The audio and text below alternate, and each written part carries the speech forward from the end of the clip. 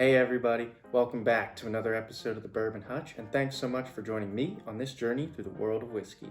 Today we're going to be putting two heavy hitter bottles head to head, both from Old Forester's Whiskey Row lineup, to see which one comes out on top. Will it be the 1920 or the 1910? Let's get to it.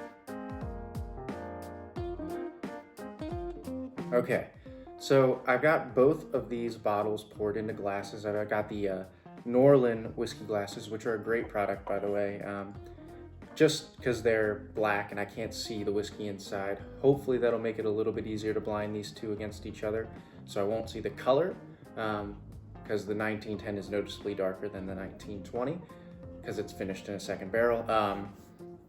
So I'm still probably going to be able to pick out the difference between these two, at least I hope I can, but the goal is not necessarily to try to guess, it's just to let the experience be what it is and see which one I like best, because I've actually never taken these bottles and put them head to head before, which is great.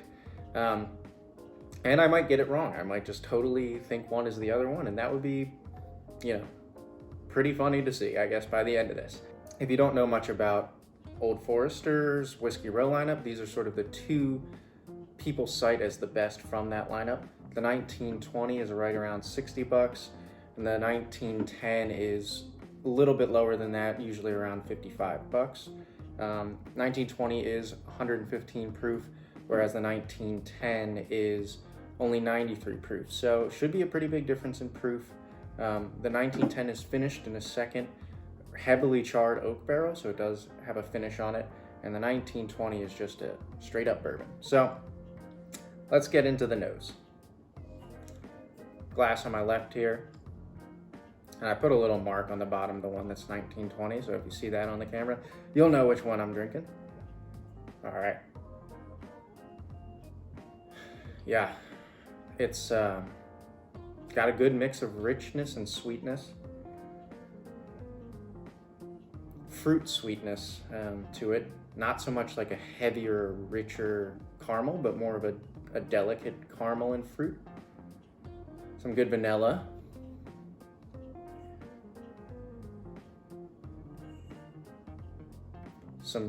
Lots of caramel, vanilla, and red fruit. So like ripe red fruit, which is really, really nice nose. Not super powerful, but certainly there in the glass. Let's compare it to this one. Glass B. Okay. So that one is definitely a richer smell. I'm starting to already think I can pick these two out. This one's just like sweeter, like chocolate. And cherry, chocolate covered cherries kind of comes to mind. And still some vanilla and caramel. So, spoiler alert, the chocolate covered cherry note is something I get a lot on the 1910. So starting to think that might be 1910 and this is 1920, but the palate could sort of change that up a lot, and we'll see. Let's get into the palate then. First sip for glass A.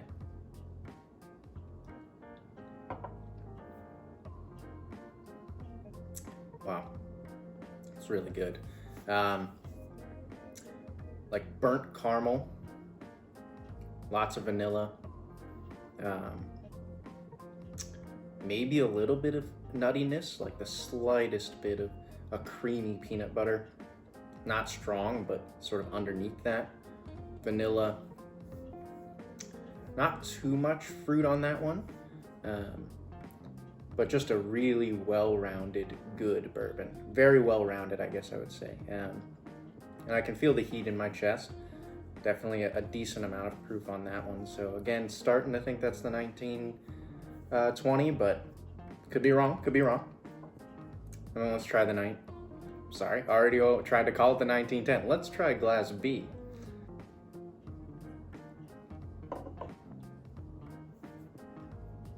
Okay. So that one had a little more bitterness to it, so like a dark chocolate. And other than that, it was sort of a less viscous mouthfeel than Glass A. It is certainly had less heat and less of a lingering finish. But really love the like chocolate, cherry, vanilla vibe coming off of that one. All those are really present there. Maybe a little bit less caramely, but certainly a lot of chocolate, vanilla, cherry, maybe even a little marshmallow sweetness, something on that in that direction. Really quite good. Both are great so far.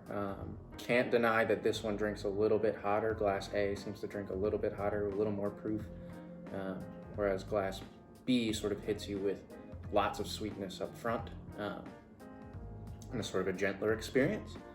Let me get some water, and then I'm gonna do this in reverse, go Glass B, then Glass A, and we'll see what comes up. Okay, I've had some water now. Now I'm gonna do Glass B first and then Glass A, just to see if that changes up the experience at all. Okay, so on the nose, getting a lot of cherry, vanilla, just sort of gobs of vanilla. Very sweet, very pleasant, inviting, sort of jumping out of the glass. Let's try it.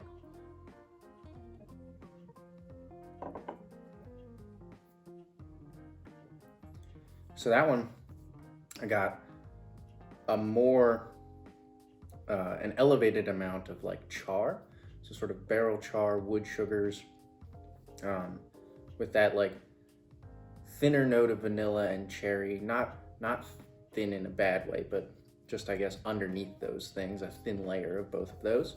So that sort of changed a little bit. It got a richer, darker feel to it on this second sip. Let's go over to Glass A now and try that out. In comparison, coming back this way. Yeah, on the nose, I'm starting to get a little more baking spices on this one. And again, that like ripe red fruit is coming through, more like a red apple, red cherry, rather than like a dark cherry that this one's kind of giving off. All right, let's go for a sip.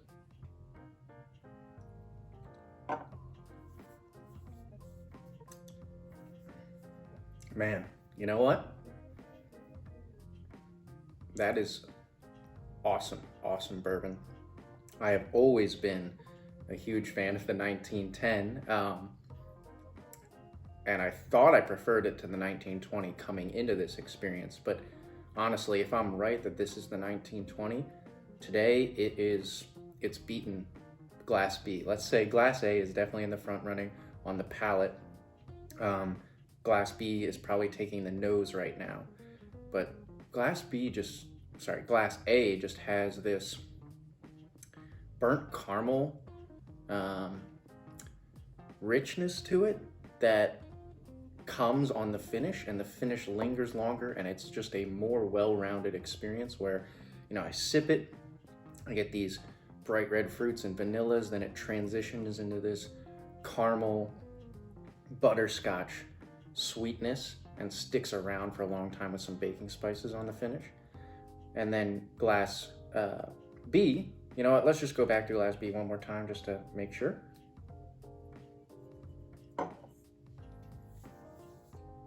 Yeah, Glass B is all that vanilla, cherry, char, sweetness, oaky sweetness coming up front, and then sort of just fades into the background. It doesn't really have a finish that jumps back up. So I think that pretty much settles it in terms of I'm giving the nose to Glass B just because it's so sweet and jumps out of the glass so much, whereas the nose on Glass A is a little more subdued but has a good mix, a good balance. But I'm giving the palate and the finish to Glass A. The palate is just extraordinarily well-rounded for Glass A and has this transition from fruit sweetness up front to richer caramel sweetness and a lingering finish. So I'd also give the finish to Glass A over the finish of Glass B. If I'm right that Glass A is 1920 and Glass B is 1910, then I have to apologize to 1920 because I have thought it was not the best from Whiskey Row for quite some time when just tasting these two separately.